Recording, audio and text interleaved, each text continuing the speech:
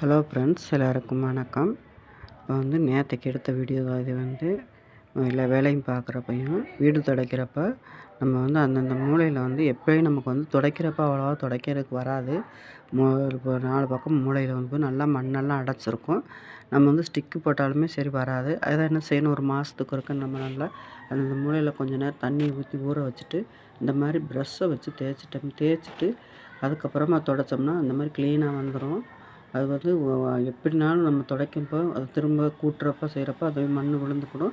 துடைக்கிறப்ப ஸ்டிக்கில் வராது. நம்ம எந்த தான் இந்த க்ளீன் பண்ண நினச்சாலும் இந்த மாதிரி ப்ரஷ் வச்சு ஒரு மாதத்துக்கு ஒருக்க தண்ணி ஊற்றி நல்லா துடைச்சிட்டோம்னா நல்லா வந்துடும். அதுக்கப்புறமா வீடு துடைச்சிக்கிடலாம். அதுக்கப்புறம் லிக்விடு ஊற்றி செஞ்சு நம்ம ஸ்டிக் வச்சு துடைச்சிக்கிடலாம்.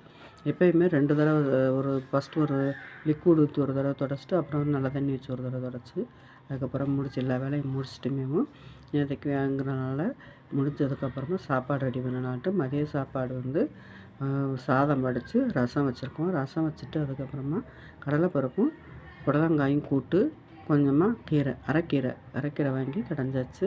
அதுவும் ரெடி ஆகிடுச்சு. எல்லாமே ரெடி ஆகிருக்கிறப்போ கடைக்கு கொஞ்சம் மண்பானம் எல்லாமே வச்சுருக்கிறதுனால அது கடைக்கு போகிறதுக்கு கிளம்பிட்டுருந்தோம். அதுங்கள போய் இன்றைக்கி வண்டியில் சரக்கு ஏற்றிட்டு வராங்கன்னு சொன்னாங்க. அதனால் எல்லா வேலையுமே சீக்கிரமாக முடிச்சுட்டு போகலான்ட்டு எல்லா வேலையும் முடிச்சுட்டு கடைக்கு போனோம். சரக்கு எடுத்து ஃபுல்லாக இறக்கியாச்சு. இறக்கி வச்சுட்டு அதையுமே சரி எடுப்போம்னு சொல்லிட்டு வீடியோ எடுத்து போட்டிருக்கேன்.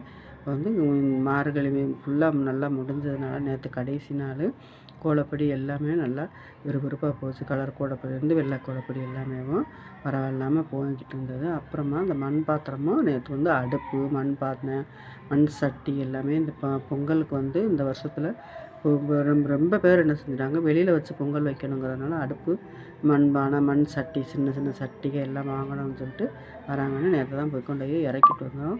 புதுசாக எடுத்துகிட்டு குட்டி குட்டி பானையை சின்ன பவுலு இந்த மாதிரி பானை பெரிய பானை அக்கினி சட்டி எல்லாமே நேற்று போய் எடுத்துகிட்டு வந்துருந்தோம்.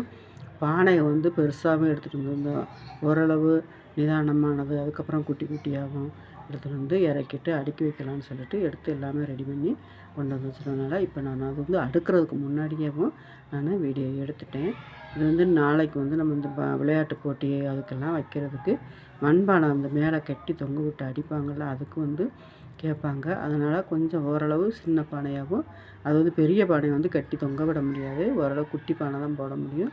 எடுத்தாச்சு. கீரை கடைகிற சட்டி வடைச்சட்டி எல்லாமே எடுத்துகிட்டு வச்சுருக்கோம். இந்த சின்ன சின்ன சாமி சிலைகளும் விநாயகர் அம்மன் கொடை வச்சது மாதிரி அம்மன் கொடை விளக்கு அப்படின்னு சொல்லிட்டு விநாயகர் விளக்கு இந்த மாதிரி எல்லாமே எடுத்துகிட்டு இறக்கி வச்சாச்சு. இறக்கி வச்சுட்டு அதுக்கப்புறமா தான் கொஞ்சம் கொஞ்சமாக அடுக்கணும். அடிக்கிட்டு இருக்கோம். சரி நம்ம வீடியோவும் போடலான்ட்டு கலர் பொடியெல்லாம் சூப்பராக இருந்ததுனால கொஞ்சம் அதையும் எல்லா கலருமே நல்லா வித்தியாசமாக இருந்ததுனால அதையும் எடுத்து வச்சுருந்தோம்.